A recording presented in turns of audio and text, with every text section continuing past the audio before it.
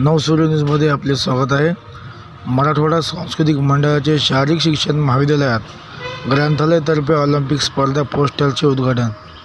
दिनांक 9 ऑगस्ट रोजी महाविद्यालयातील ग्रंथालयातर्फे आयोजित ऑलिम्पिक स्पर्धेचे पोस्टरचे उद्घाटन प्राचार्य डॉक्टर मकरंद जोशी यांच्या हस्ते करण्यात आले।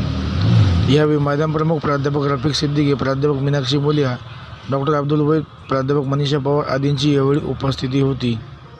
या स्पर्धेचे आयोजन व सूत्रसंचालन ग्रंथपाल डॉक्टर पल्लवी मुंडे यांनी केले, तर श्री छगन पवार, श्री सलगर यांनी या कार्यक्रम यशस्वीसाठी प्रयत्न केले व सर्व विद्यार्थी, शिक्षक व शिक्षकेतर कर्मचारी, विद्यार्थी यांची या कार्यक्रमाला उपस्थिती होती।